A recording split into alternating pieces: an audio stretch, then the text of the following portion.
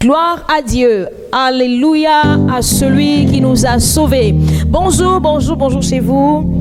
Je prie que la joie du Seigneur vous remplisse ce matin parce que nous voulons chanter les bienfaits de Dieu. Nous voulons chanter sa bonté. Alors nous sommes encore là ce matin, heureuses de pouvoir louer et adorer Dieu. J'aimerais nous inviter à prier afin de dire merci à Dieu pour cette semaine qui s'est écoulée et disposer nos cœurs pour que ce que le Saint-Esprit a prévu de faire ce matin se réalise et que nous puissions être en connexion avec le Saint-Esprit. Je sais que lorsque nous nous réunissons autour de la personne de Jésus, des choses se passent parce que c'est ce que dit la parole de Dieu. Il dit que là où 2 ou 3 sont assemblés en son nom, il est au milieu d'eux. Et je crois que si Dieu siège au milieu de nous, il y a forcément une atmosphère, des bienfaits, des actions du monde de la divinité nous sont accordées pour notre bien. Alors j'aimerais nous exhorter à la foi ce matin. Soyons dans une attitude de foi alors que nous allons louer et adorer Dieu. Alléluia. Élevons nos voix et prions. Seigneur, merci pour ce matin. Merci, oh Dieu, pour mes sœurs. Merci pour mes frères. Merci, Seigneur notre Dieu, pour tous ceux qui sont connectés en ce moment. Je crois que tu es celui qui connaissait ces moments avant nous et nous voulons apprécier la grâce d'être là. Nous abandonnons complètement à toi ce matin en action de grâce pour, oh Dieu, reconnaître ta bonté, reconnaître ton amour dans nos vies, reconnaître ta protection, reconnaître, Seigneur, tes bienfaits qui sont infinis, infiniment grands. Seigneur, merci pour ta grâce. Et ce matin, je viens dire, mon âme loue l'Éternel, mon âme adore l'Éternel, mon âme loue l'Éternel, mon âme adore l'Éternel. Ah Seigneur, nous sommes à toi ce matin et nous voulons t'offrir nos chants. Nous voulons t'offrir nos chants. Que la gloire, l'honneur et la louange te reviennent dans le précieux nom de Jésus. Amen. Je vais lire une parole qui se trouve dans le psaume 135. Je lirai les 3 premiers versets. Psaume 135. La Bible dit, louez l'Éternel. Louez le nom de l'Éternel. Louez-le, serviteur de l'Éternel, qui vous tenez dans la maison de l'Éternel, dans les parvis de la maison de notre Dieu. Verset 3. Louez l'Éternel, car l'Éternel est bon. Chantez à son nom, car il est favorable. Oui, je sens une atmosphère favorable à l'action de Dieu ce matin. Vraiment, j'aimerais nous inviter à la foi et dire, alors que nous louons le Seigneur, disposons nos cœurs, alors que nous louons le Seigneur, soyons simplement, comment dirais-je, dans l'attente de ce qu'il va faire. Parce qu'il va faire. Parce qu'il a déjà fait, et nos yeux vont voir ce qu'il a déjà fait. Nous voulons louer le Seigneur ce matin avec la sœur Livia. Je nous encourage maintenant à joindre nos mains et à acclamer le Seigneur. Alléluia! Alléluia! Yes! Alléluia! Loué soit ton nom, Seigneur. Pour tes bontés dans nos vies, Seigneur. Reçois notre louange ce matin. Hey! Alléluia! Pour tes bontés dans ma vie et ta grâce infinie, reçois ma louange. 10 000 langues ne peuvent suffire pour te dire merci. Reçois ma louange. Toi qui connais mon cœur et qui fais toutes choses à merveille. Reçois ma louange. Toi qui guéris les malades, le Dieu de l'impossible. Reçois ma louange. Seigneur, je veux grâce infinie. Reçois ma louange. Alléluia. 10 000 ans ne peuvent suffire pour te dire merci. Reçois ma louange. Toi qui connais mon cœur et qui fais toutes choses à merveille. Reçois ma louange. Toi qui guéris les malades, le Dieu de l'impossible. Reçois ma louange. Que pourrais-je t'offrir? Oh Jéhovah, Jéhovah, toi qui as fait tant de merveilles pour moi. Que pourrais-je t'offrir? Si ce n'est mes louanges, Jéhovah, toi qui as fait tant de merveilles pour moi. Que pourrais-je t'offrir? Si ce n'est ma vie, ma louange, Jéhovah, toi qui as fait tant de merveilles pour moi. Que pourrais-je t'offrir? Oh Jéhovah, toi qui as fait tant de merveilles pour moi. Reçois, Seigneur. Reçois, Seigneur. Reçois, Seigneur. Alléluia. Reçois ma louange. Reçois ma louange. Reçois, Seigneur. Reçois, Seigneur. Reçois ma louange. Reçois, Seigneur. Reçois, Seigneur. Reçois, Seigneur. Alléluia. Reçois ma louange. Oui, avec tes propres paroles, tu peux dire, Seigneur, reçois ma louange. Je suis sûre qu'il a tellement fait de bonnes choses pour vous, pour nous. Hey. Pour tes bontés dans ma vie et ta grâce infinie, reçois. Reçois ma louange. 10 000 ans ne peuvent suffire pour te dire merci. Reçois ma louange. Alléluia. Toi qui connais nos cœurs et qui fais toutes choses à merveille. Reçois ma Seigneur. louange. Yeah. Toi qui guéris les malades, le Dieu de l'impossible. Reçois ma louange. Que pourrais-je t'offrir? Oh Jéhovah, Oh Jéhovah, oh Jéhovah, toi qui as fait tant de merveilles pour moi. Que pourrais-je t'offrir?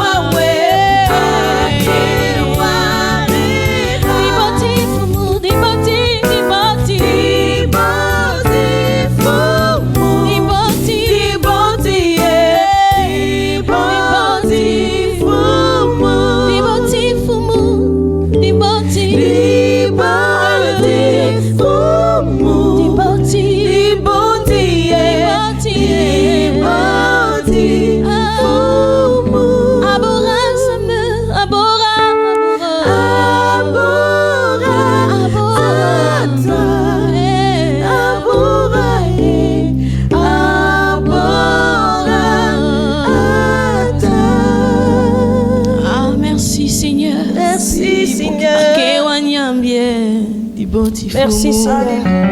Merci Oh, Seigneur. merci Seigneur. Merci Seigneur. Tu as tellement fait pour nous. Merci Et nous Seigneur. t'adorons, Seigneur. Nous t'adorons. Pour qui tu es, Alléluia. car ton nom est infiniment grand. Et nous voulons le proclamer de tout notre cœur. Jésus.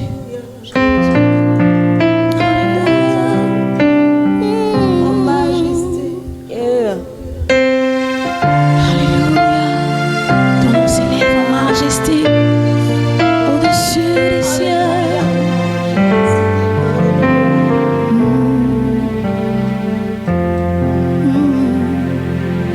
Ton nom est infiniment grand. Que ton nom est infiniment grand. Ta majesté s'élève au-dessus des cieux. Que ton nom est infiniment grand. Disons ton nom. Ton nom est infiniment grand. Ton nom. Ton nom est infiniment grand. Ta majesté. S'élève au-dessus des cieux. Ton nom est infiniment Alléluia. grand. Seigneur, ton nom. Ton nom est infiniment grand. Seigneur, ton nom est ton nom. Que ton nom est infiniment grand. Seigneur, ta majesté. Ta majesté Au-dessus des s'élève cieux. au-dessus des Que cieux. ton nom. Ton nom est infiniment grand. Seigneur, ton nom. Ton nom est infiniment grand. Que ton nom. Que ton nom est infiniment grand. Ta majesté. Ta majesté s'élève au-dessus des cieux. Que ton nom. Ton nom est Alléluia. infiniment Oh Dieu. grand. Dieu, Que ton nom. que ton nom est infiniment grand. Oh Dieu. Oh Dieu, éternel, Que ton nom. que ton nom est infiniment grand. Seigneur, ta majesté. Majesté Au-dessus des cieux. s'élève au-dessus des cieux. Que ton nom est Alléluia. infiniment grand. Oh Dieu. Oh Dieu, très beau. Que ton nom, Seigneur. Que ton nom Il est est tellement infiniment chargé d'amour. grand. Oh Dieu.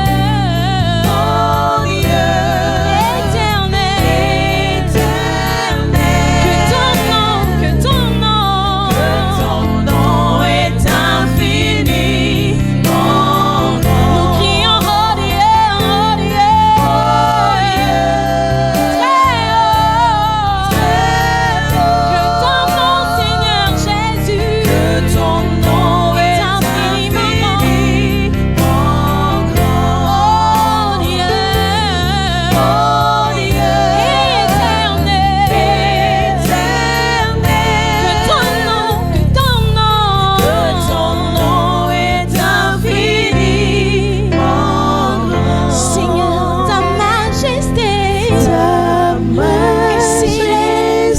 Au-dessus. s'élève Au-dessus des cieux. Que ton nom est Ton nom infiniment. Ta majesté, Seigneur. Ta majesté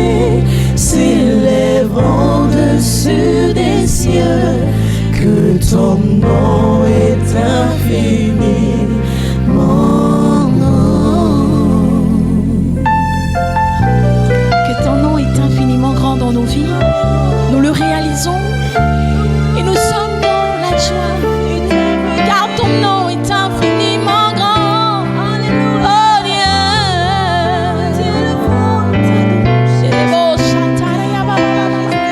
Ton nom est grand dans nos vies. Tu n'as pas d'égal. Alléluia. Combien Dieu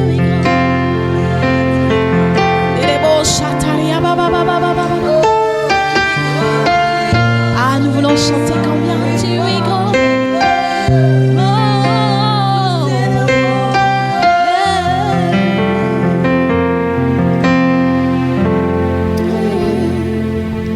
Combien Dieu est grand, chantons-le combien Dieu est grand, et tous verront combien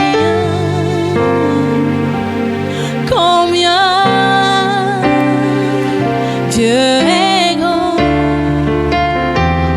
D'un même cœur, nous voulons le confesser ce matin.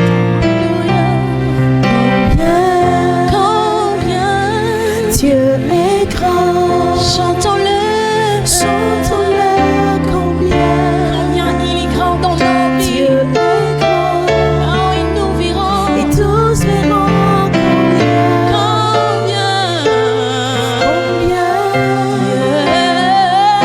Dieu est grand. combien il est grand, combien il est grand. Oh,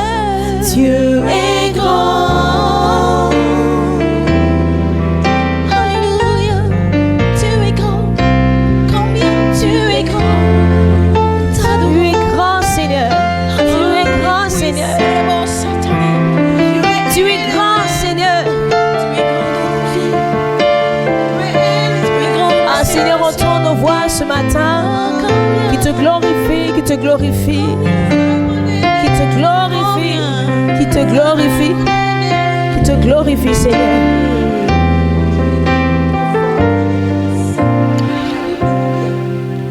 Son nom est tout puissant.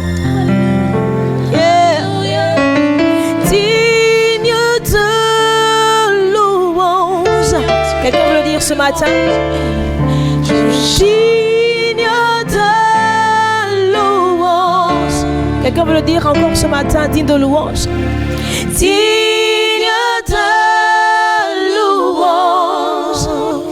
Nous le proclamons, nous le déclarons. Digne de louange. Encore une fois, yeah. Digne de louange. Et je chanterai combien Dieu est grand.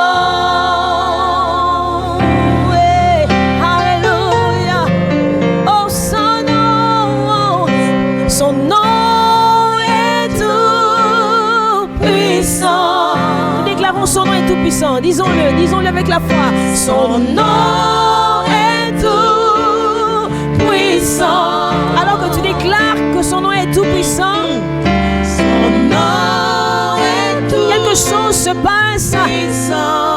Oh, déclare-le avec la foi. Son nom est tout puissant. Quelque chose s'opère. Quelque chose s'opère maintenant. Puissant. Dans ta vie, dans nos vies, quelque chose se passe. Son nom est tout puissant.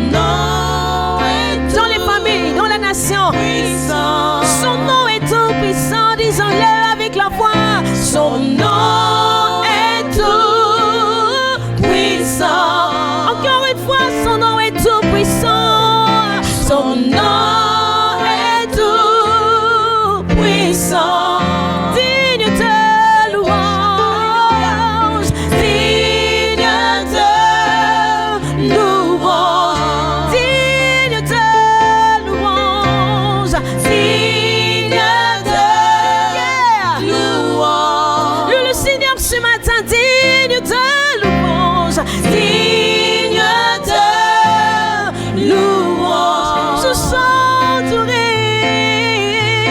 Je chanterai combien Dieu est grand. Dieu est grand. Alors acclamons ce Dieu grand. Acclamons ce Dieu grand. Acclamons ce Dieu grand. Acclamons ce Dieu grand. Le plus élevé, le Dieu tout-puissant. Alléluia. Tu es digne de louange. Tu es digne de louange. Yeah. Tu es digne de louange, toi notre Dieu. Tu es grand. Montre ta grandeur à un homme, à une femme, à une famille. Montre ta grandeur. Il y a des gens qui sont dans l'attente de voir ta grandeur, Seigneur. Montre ta grandeur. Ce matin, alors que tu vas nous parler encore, Seigneur, laisse que nous voyions ta grandeur. Que la gloire ne soit qu'à toi, éternel notre Dieu. Dans le nom de Jésus. Amen. Bien-aimés, j'aimerais nous inviter à acclamer le Seigneur pour sa parole ce matin, pour celle qu'il a disposée encore pour nous. Elle est source de vie, elle apporte la vie, elle apporte la guérison, elle apporte la réponse à nos interrogations. La parole de Dieu est source de vie. Merci Seigneur pour ta parole, pour ta parole. Honneur et gloire à toi Seigneur.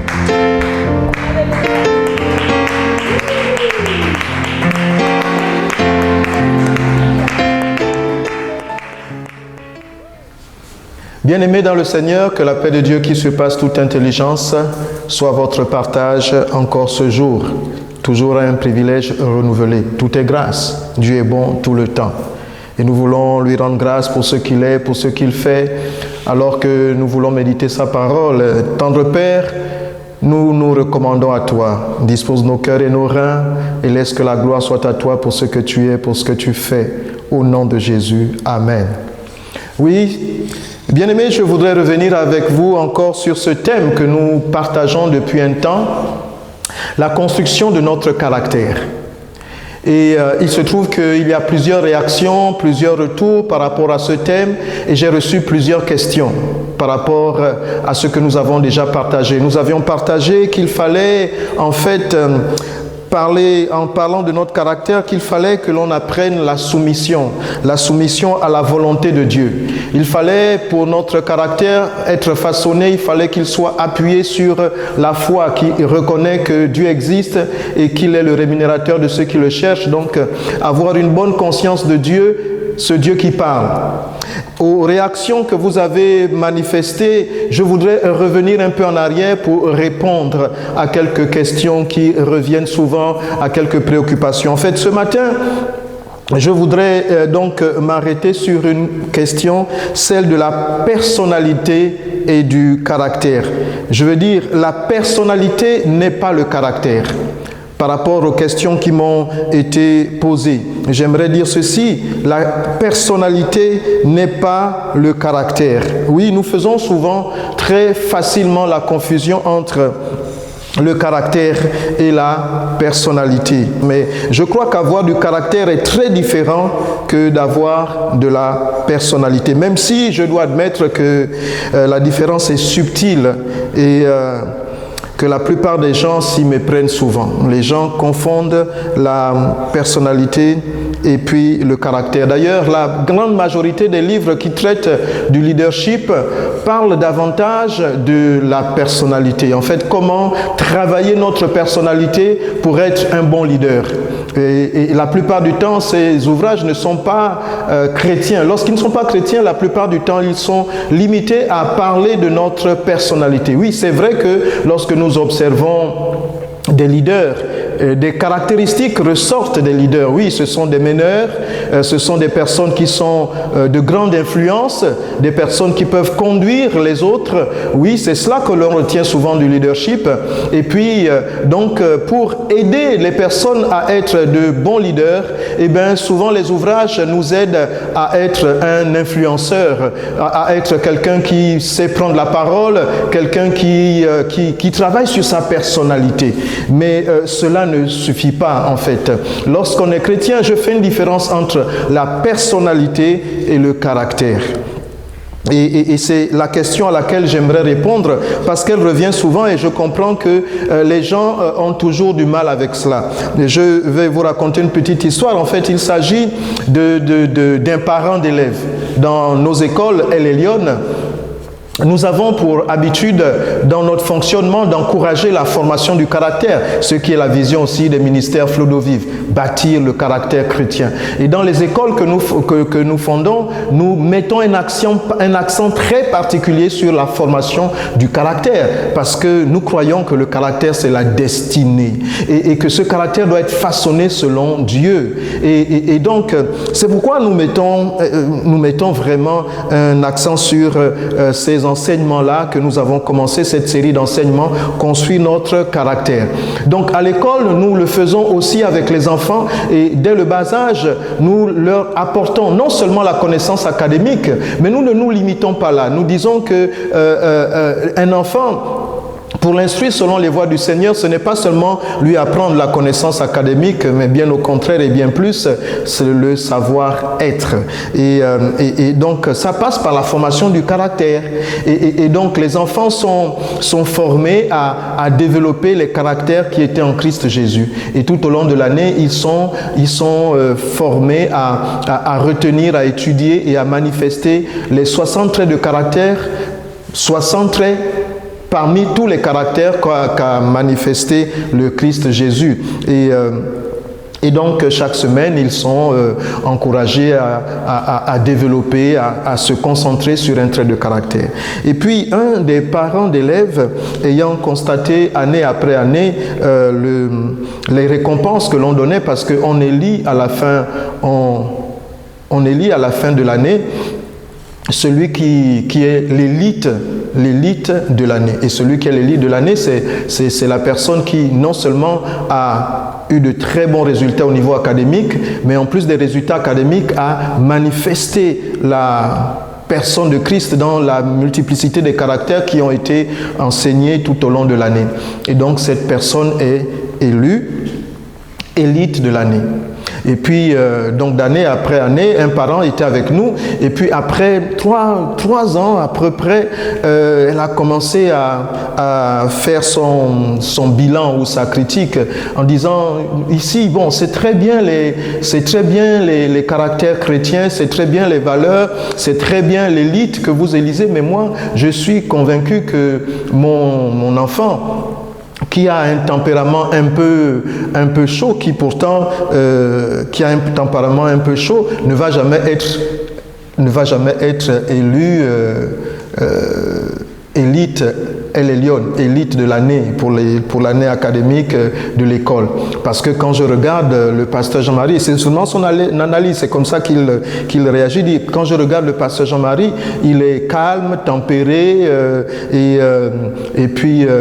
mais ma fille, certainement, quand je regarde tous ceux qui sont élus, là, après année, ce sont des personnes qui ressemblent un peu au profil dans le tempérament, dans la personnalité du pasteur Jean-Marie. Et donc, ceux qui sont plutôt fougueux, là, ils n'ont pas de chance d'être l'élite de l'année, même s'ils respectent les valeurs, même s'ils manifestent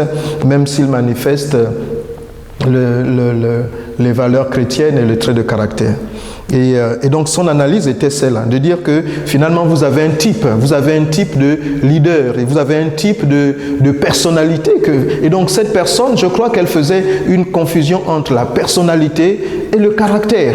En fait, quand nous élisons la personne dans son caractère, nous n'élisons pas la personnalité, nous n'élisons pas le tempérament. Et malheureusement, c'est la nuance ou l'erreur qui est souvent faite. Les gens confondent le tempérament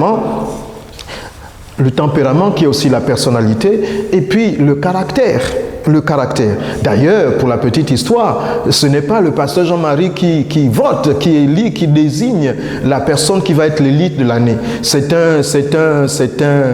une élection qui est, j'allais dire, qui est une élection au suffrage universel, j'allais dire, parce que dans la classe, les élèves ont leur idée, donnent leur idée, l'enseignant donne son idée, et puis après il y a un collège d'enseignants qui manifestent leur idée avant que l'administration ensuite aussi manifeste son idée. Ceux qui sont davantage avec les enfants, ce n'est pas le pasteur Jean-Marie qui est le fondateur des écoles et qui ne peut pas savoir effectivement exactement comment chaque enfant met en pratique les traits de caractère de Christ Jésus dans la classe et dans la cour de récréation. Donc ça n'a absolument rien à voir avec un prototype du pasteur Jean-Marie, ça n'a rien à voir avec le tempérament, ça n'a rien à voir avec la manière de réagir simplement dans sa personnalité. C'est très différent. C'est très différent. En fait, je veux souligner quelque chose, déjà que, en vérité, la personnalité est centrée sur nous-mêmes, sur la personne. La personnalité est centrée sur soi, tandis que le caractère est centré sur Dieu. C'est là où on peut faire la petite différence. Matthieu chapitre 16 verset 26 dit ceci. Matthieu chapitre 16 verset 26, c'est le texte que nous allons poser comme base. Matthieu chapitre 16 verset 26. Que servirait-il à un homme de gagner tout le monde s'il perdait son âme? Ou que donnerait un homme en échange de son âme? Que servirait-il à un homme de gagner tout le monde s'il perdait son âme? Ou que donnerait un homme en échange de son âme? Vous voyez? En fait, quand vous lisez des livres sur le leadership qui parlent de la personnalité, elles vont vous enseigner ceci, c'est pour dire que vous pouvez travailler votre personnalité pour être plus influent. Vous pouvez travailler votre personnalité pour être en harmonie avec vous-même. Et en fait, on dit souvent que quelqu'un a une personnalité faible ou alors une forte personnalité. On dit qu'une personne a une personnalité faible ou alors qu'elle a une personnalité forte. Et je dois aussi préciser qu'on ne dit pas qu'une personne...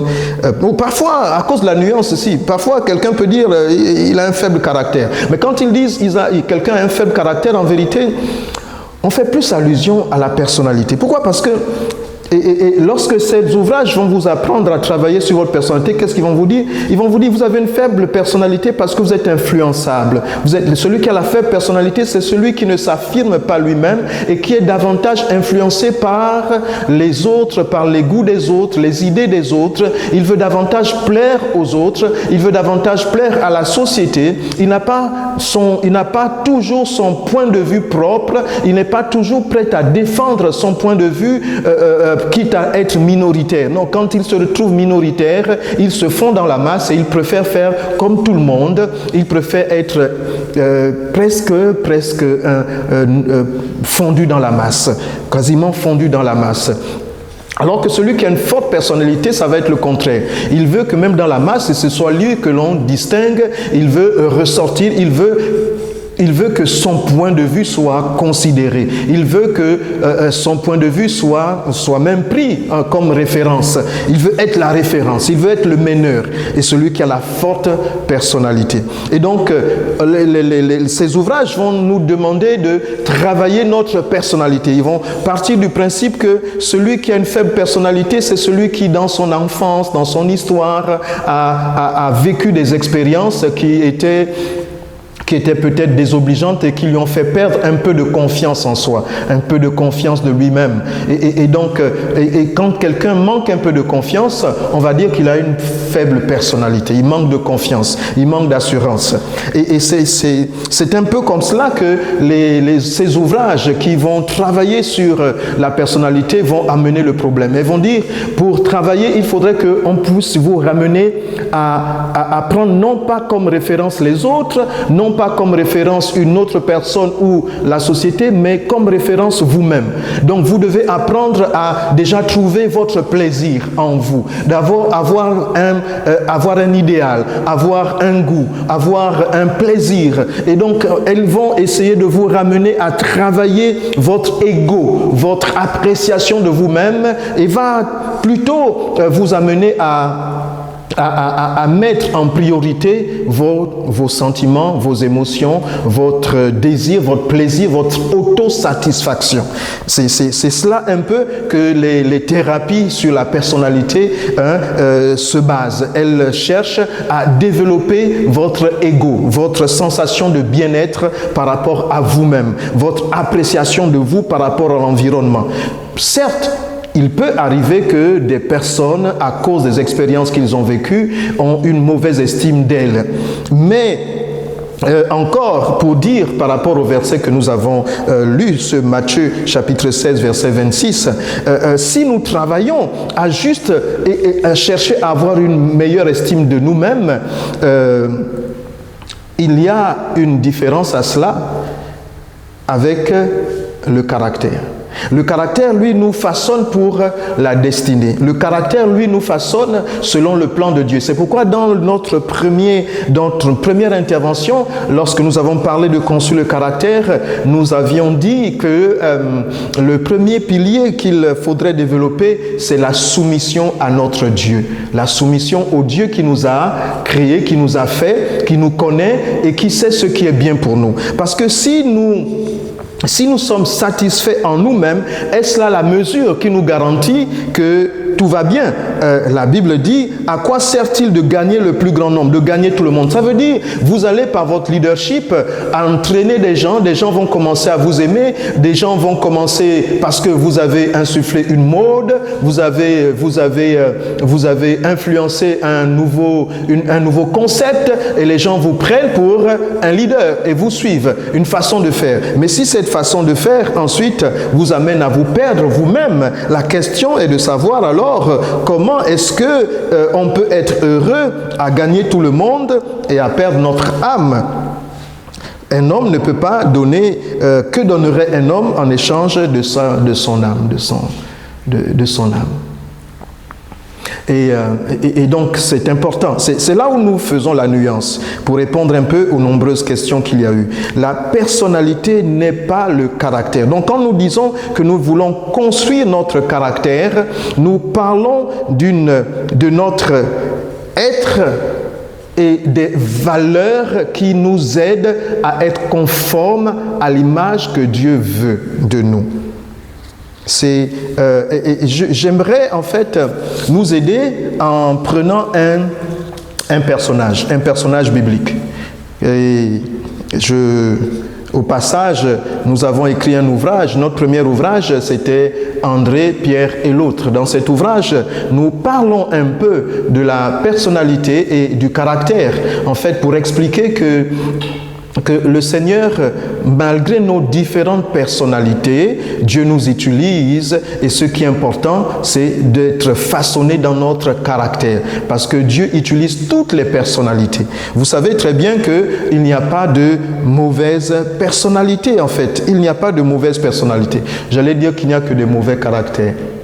Oui. Vous pourrez dire à quelqu'un qu'il a une faible personnalité, mais vous ne pourrez pas dire qu'il a une mauvaise personnalité. Ah, cette personne a une mauvaise personnalité. Vous allez dire souvent, cette personne a un sale caractère. Vous allez dire facilement, on dit facilement, cette personne a un sale caractère. Oh, c'est quelqu'un que j'aime bien, il a de belles idées, c'est un meneur, mais il a un sale caractère.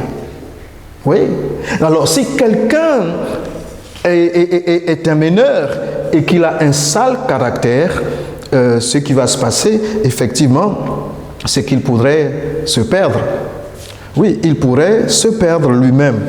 À quoi sert-il de gagner le monde et de perdre son âme? Ce qui est important, c'est de travailler sur le caractère. Et c'est l'accent, c'est l'accent que nous voulons vraiment, sur lequel nous voulons insister. Bâtir le caractère chrétien. Nous avons dit tantôt que lorsque nous naissons de nouveau en Christ Jésus, nous recevons Jésus comme Seigneur et Sauveur, et nous nous engageons par le baptême. Quand nous nous engageons par le baptême, nous décidons de devenir un disciple de Christ Jésus, et en devenant ce disciple de Christ Jésus, nous décidons aussi par la même occasion de lui ressembler. Nous ne décidons pas de changer notre tempérament, mais de changer, de grandir dans notre caractère, en fait dans nos valeurs, de grandir dans nos valeurs. En fait, quand nous allons grandir dans notre caractère, ce caractère peut avoir une forme d'influence. Ce caractère peut avoir une forme d'influence sur notre personnalité. Parce que, vous savez, les personnalités peuvent évoluer, peuvent fluctuer. Vous savez aussi une chose, c'est que la personnalité n'est pas seulement façonnée par notre environnement. Elle n'est pas seulement façonnée par notre environnement, mais il y a quelque chose au-dedans de nous qui fait que nous sommes ce que nous sommes. La personnalité, c'est aussi notre identité. C'est-à-dire que vous pouvez avoir deux personnes qui naissent du même géniteur, des mêmes géniteurs, qui grandissent dans la même maison, qui vivent plus ou moins les mêmes événements, qui mangent la même nourriture, et puis qui ont des personnalités totalement différentes. Donc, dans la personnalité, il y a une forme d'empreinte unique, une empreinte unique que l'on ne peut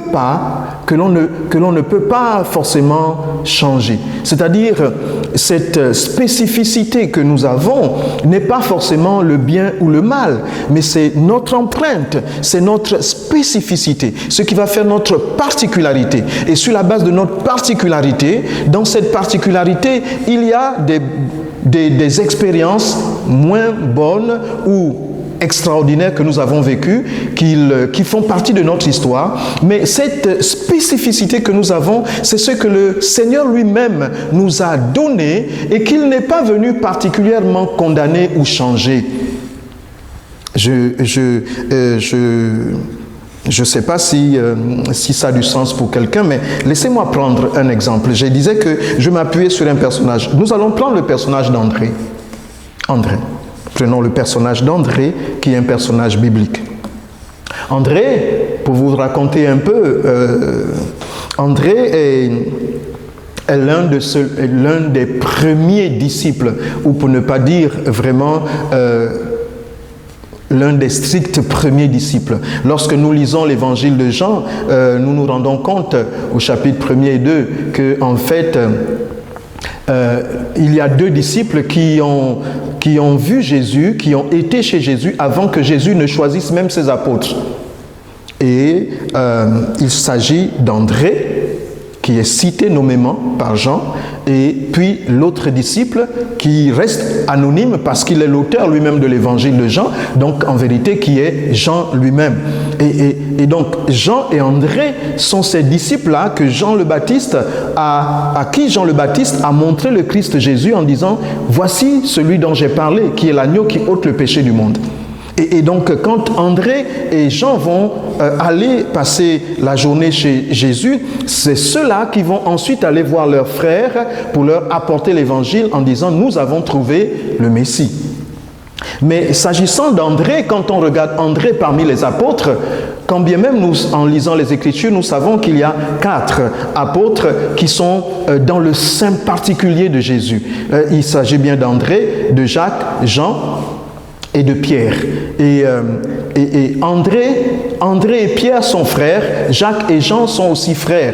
En fait, Jean est allé chercher son frère Jacques et André est allé chercher son frère Pierre. C'est comme ça que ces 4-là se retrouvent à être les premiers disciples de Christ Jésus. Et c'est ainsi que lorsque Jésus veut faire des choses toutes particulières, il va toujours s'appuyer sur ces premiers qui ont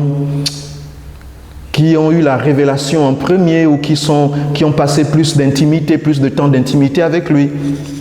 Et donc, mais quand nous regardons bien le texte, en vérité, même si André est aussi parmi ces 4, mais souvent quand il est question de prendre à part des apôtres, la Bible nous dit que Jésus a pris à part Pierre, Jacques et Jean.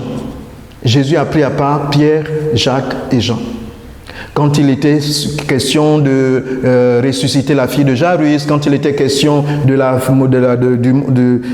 la montagne de transfiguration, quand il est question de choses un peu particulières, nous voyons Pierre, Jacques et Jean aux côtés de Christ Jésus. Et ils avaient des tempéraments particuliers, Pierre, Jacques et Jean. Vous savez déjà que Jacques et Jean, les fils de Zébédée, sont ceux-là qui vont dire à Jésus: nous voulons être l'un à ta droite, l'autre à ta gauche, là où tu seras. Quand tu vas régner, permets que l'un soit à ta gauche, l'autre à ta droite. Et puis, Pierre sera celui-là qui, dans sa fougue aussi, va toujours dire à Jésus, vraiment, moi je te suivrai jusqu'au bout, jusqu'à la mort, je ne te renierai jamais. En fait, ces 3-là ont un tempérament très particulier. Ils ont un tempérament, pour reprendre l'expression populaire, ils ont de fortes personnalités. Et Jésus les prenait pour les amener dans le lieu très saint. En fait, quand ils se retrouvaient dans l'intimité profonde, des choses particulières, il était avec ceux-là. Mais André, qui pourtant était le premier, n'a pas été non plus négligé par le Seigneur. Il n'a pas été négligé par le Seigneur. Ce que l'on remarque chez André, en fait, André, lui, par contre, par rapport opposément au fils de Zébédée, Jacques et Jean, et opposément à son grand frère, Pierre, parce que Pierre est censé être, en fait, le texte nous montre que Pierre est l'aîné de André. Et donc, opposément à Pierre, André est plutôt de nature calme. Il est de nature calme, pondérée. Il réfléchit avant d'agir. Alors que Pierre, c'est le fougueux. C'est celui qui sort son épée pour trancher l'oreille du soldat romain. Mais André, lui, il est plutôt tempéré, modéré. Il prend le temps de réfléchir avant de poser des actes. Il est un peu comme ces chrétiens de Bérée dont on parle en Actes au chapitre 17, verset 11. Les chrétiens de Bérée qui avaient des sentiments plus nobles que ceux de Thessalonique. La Bible dit qu'ils avaient des sentiments plus nobles que ceux de Thessalonique parce que chaque fois que Paul venait leur prêcher la parole, ils allaient ensuite sonder les Écritures pour voir si ce que Paul disait était vrai. En fait, le tempérament du pondéré, du compulsif est celui-là, de pouvoir prendre du recul, de pouvoir agir avec calme et confiance. Et il ne va pas forcément être donc au front, mais il a son importance. Et lorsqu'on regarde la vie d'André, on voit effectivement que Jésus l'a utilisé exactement à la place. En fait, il avait une influence importante. André avait une influence importante, mais il était discret. Il avait une influence importante. Regardons Jean au chapitre 12, versets 20 à 22. Jean, chapitre 12, versets 20 à 22. Quelques Grecs, du nombre de ceux qui étaient montés pour adorer pendant la fête, s'adressèrent à Philippe de Bethsaïda en Galilée et lui dirent avec instance: « Seigneur, nous voudrions voir Jésus. » Philippe alla le dire à André. Puis André et Philippe le dirent à Jésus. En fait, cette péricope nous montre véritablement la place que André avait. Vous voyez donc, des Grecs veulent voir Jésus et ils s'adressent à Philippe qui était l'un des apôtres. Mais Philippe ne peut pas les amener directement à Jésus. Qu'est-ce qu'il fait? Il ne va pas voir Pierre, il ne va pas voir Jacques, il ne va pas voir Jean. Philippe va voir André. En fait, le rôle d'André était donc celui-là. Il était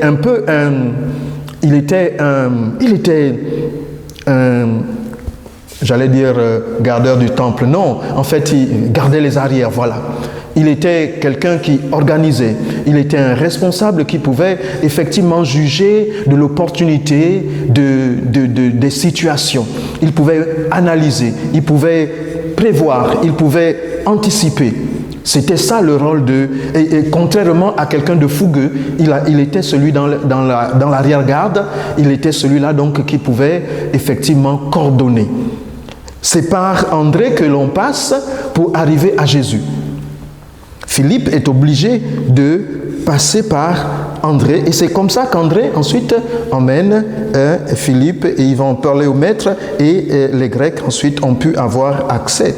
André est donc celui qui était toujours un peu en contact avec la foule, avec l'extérieur. Alors que les autres vont parfois même faire du zèle pour empêcher aux petits-enfants de pouvoir approcher le maître. André est celui qui va révéler au maître que parmi la foule, il y avait un petit enfant qui avait 2 pains et qui avait 5 pains et 2 poissons, qui avait 5 pains d'orge et 2 poissons. En Jean au chapitre 6, verset 9, c'est André qui, lui, le révèle au maître. Il dit, il y a ici un enfant. Pourquoi? Parce que André était celui-là, en contact avec la foule, qui était au courant des détails, qui était au courant de choses qui pouvaient être utiles pour l'avancement de l'œuvre.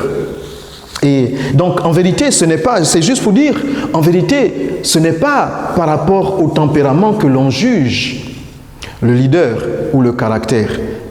Ce n'est pas par rapport au tempérament. Jésus a pris, ce n'est pas par rapport à la personnalité, ce n'est pas par rapport en fait, chaque personnalité a sa spécificité, a son avantage. Mais quand nous parlons de travailler le caractère, nous parlons de travailler la connexion, l'intimité avec le Seigneur. Parce que quand nous travaillons juste la personnalité, oui, et c'est là la nuance. Quand nous travaillons la personnalité, voici, la question elle est double. Parce que la question m'était posée en disant, est-ce que vous nous demandez de changer notre nature? Parce que pour ressembler à Christ, nous sommes différents les uns des autres quand quelqu'un est calme, quand quelqu'un est fougueux, quand quelqu'un est lent, quand quelqu'un est introverti. Et c'est quoi exactement bâtir le caractère? De la même façon que nous ne demandons pas de changer la personnalité, et de la même façon, il faudrait faire attention à ce que penser, s'arrêter sur la personnalité ne soit la pierre d'achoppement. Je disais déjà tantôt que les manuels pour le leadership s'apesantisse davantage sur la personnalité. Et dans la personnalité, on nous demande juste d'apprendre à travailler sur notre personnalité au point qu'on peut même nous dénaturer effectivement. On peut même devenir juste des acteurs. On peut devenir des acteurs et faire et montrer ce que les gens veulent et paraître, en fait, travailler sur le paraître. Et donc, on cherche juste à montrer une image qui va attirer les gens. Donc, on travaille sur l'extérieur, on travaille sur le perceptible, on travaille sur ce qui peut influencer, on peut même travailler le langage, on peut travailler même des messages subliminaux qui vont affecter notre subconscient. Il y a plein de stratégies de communication qui peuvent être faites pour influencer l'homme, mais ça va influencer l'homme dans une certaine dimension. Et c'est ainsi que vous avez les publicités. Les publicités sont travaillées pour affecter l'homme, pour influencer l'homme d'une certaine façon, parce qu'on a travaillé son côté sentimental, son côté émotionnel, son côté perceptible, visible, pour obtenir un résultat de lui.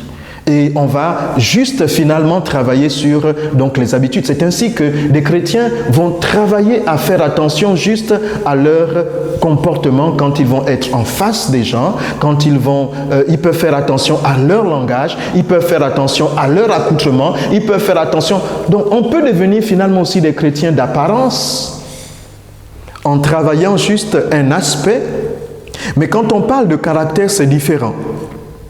Regardez, les fils de Zébédée, quand ils demandent au Seigneur, nous voulons être l'un à ta droite, l'autre à ta gauche.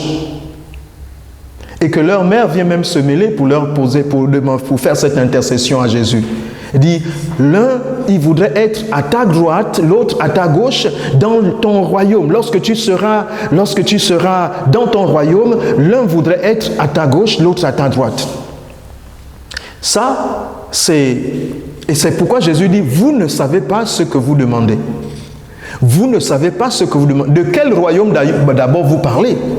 La question déjà, c'est de savoir, quand vous demandez d'être à la droite de Dieu, à la gauche de Dieu, c'est quel royaume? En vérité, et même Pierre, dans sa fougue, et les fils de Zébédée dans leur fougue, n'avaient pas encore compris le tréfonds du royaume.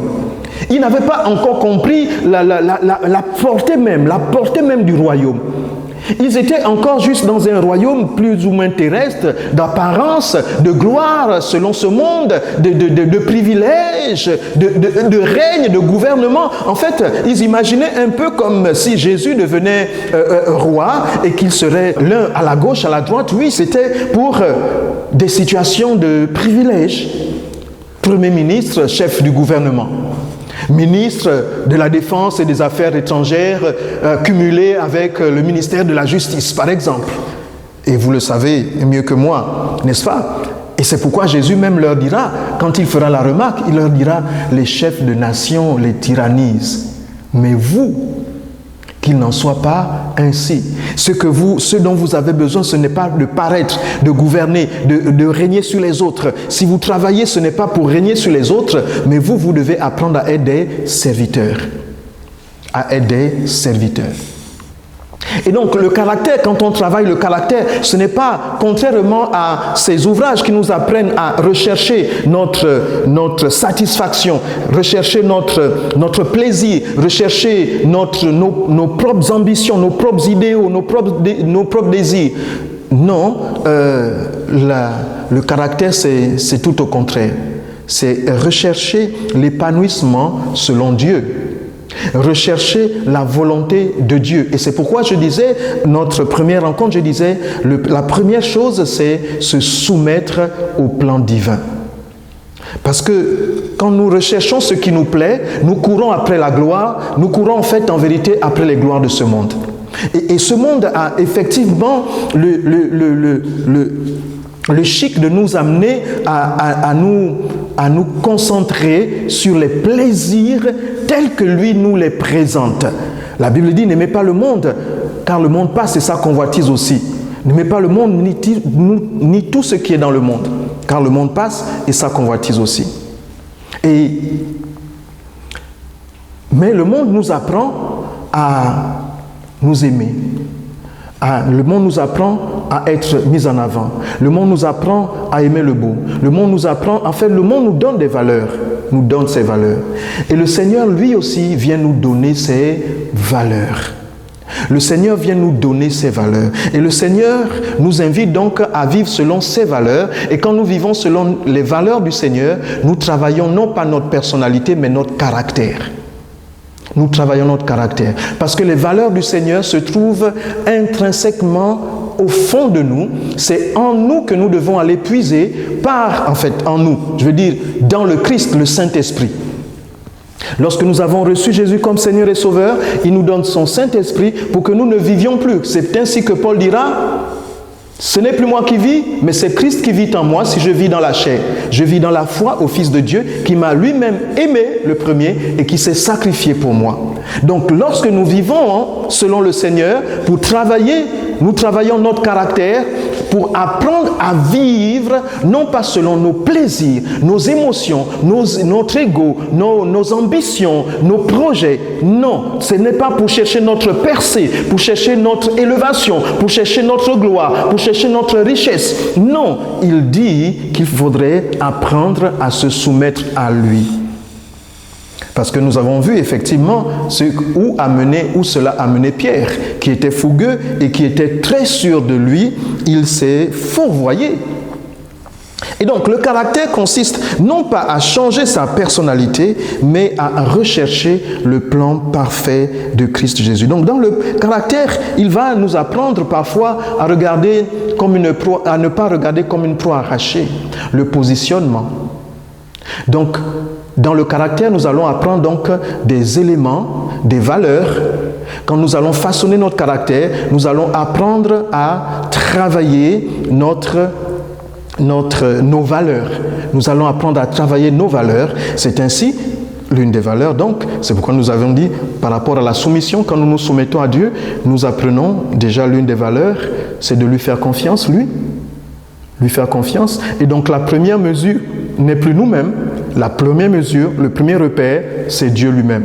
C'est pourquoi il dit le premier commandement, tu aimeras l'Éternel ton Dieu de tout ton cœur, de toute ton âme et de toute ta force. Donc nous refaçonnons notre vie. Le caractère consiste à refaçonner sa vie conformément aux Écritures, conformément à la parole de Dieu. On ne va pas juste aimer le Seigneur et puis courir après nos ambitions. On va aimer le Seigneur de tout notre cœur. Et puis ensuite, il dit, le deuxième commandement, tu aimeras ton prochain comme toi-même. Et donc, tout n'est plus centré sur nous, tout est centré sur le Seigneur et ensuite sur les autres.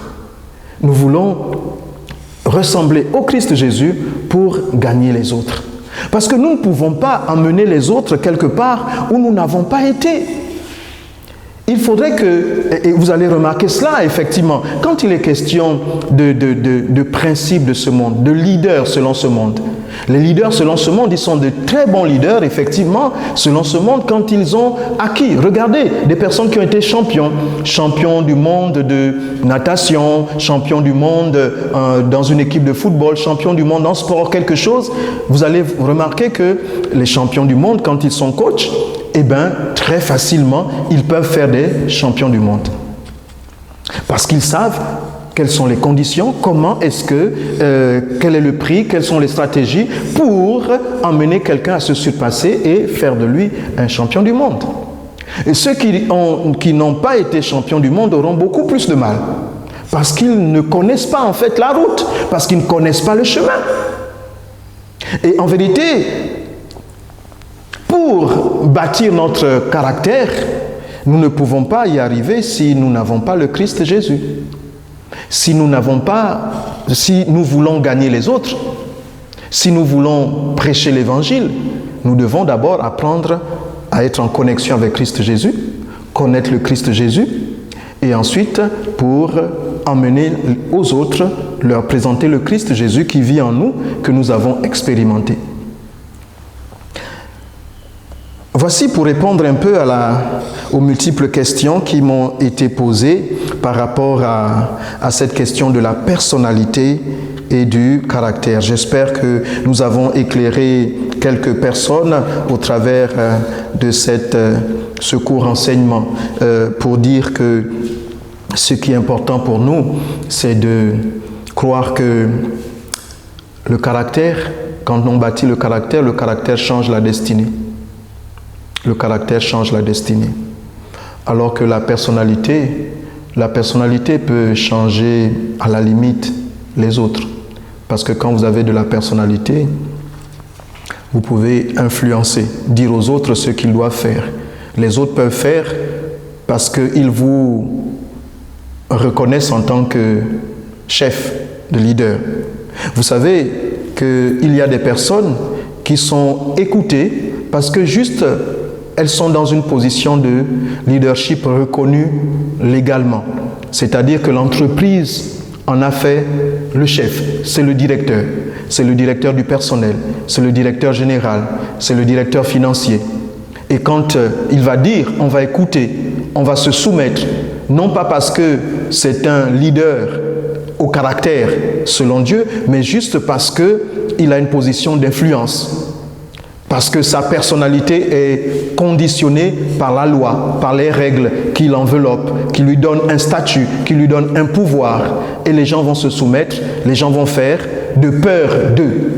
C'est pourquoi Jésus dit, les chefs de nation les tyrannisent. Donc les gens se soumettent de peur d'eux.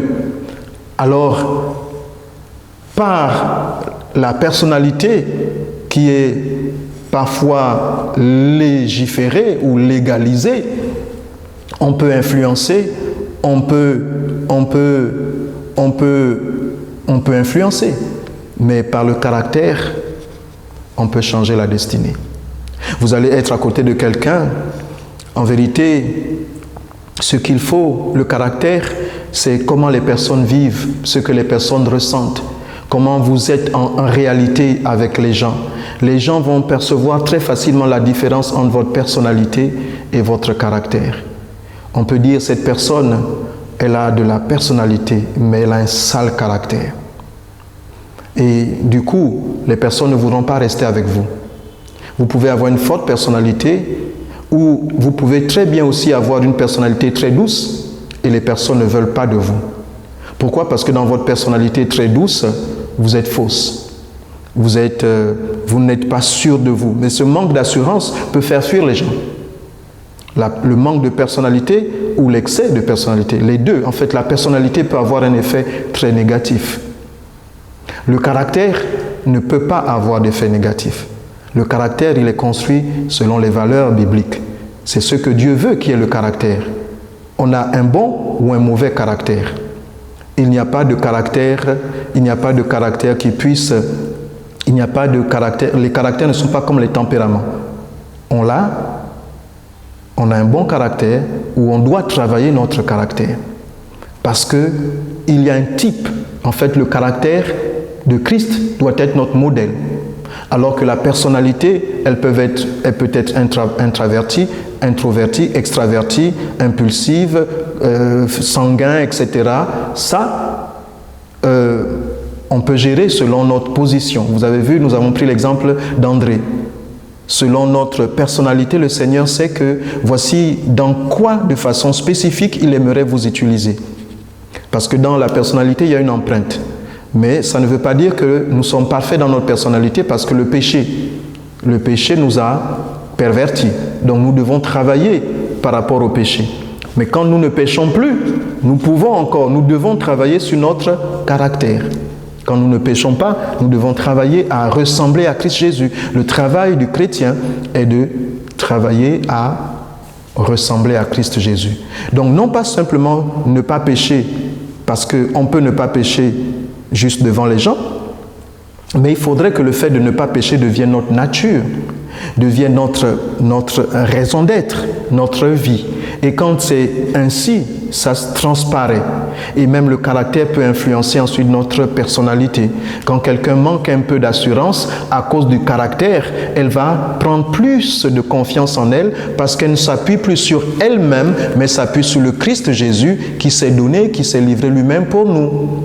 C'est différent. En Christ Jésus, nous ramenons sur le Christ qui s'est donné pour nous pour que nous soyons capables de faire face à toute situation. Donc nous travaillons notre caractère en travaillant notre intimité avec le Seigneur.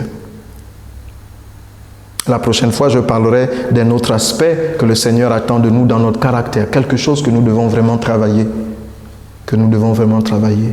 L'amour. L'amour qui couvre une multitude de péchés. L'amour qui, je ne vous en dis pas plus. Allons-y d'abord méditer sur la personnalité qui n'est pas le caractère et nous nous retrouverons la prochaine fois pour parler de l'amour. Que Dieu vous bénisse. Amen. Personne comme toi, Jésus. Personne n'est comme toi, Jésus.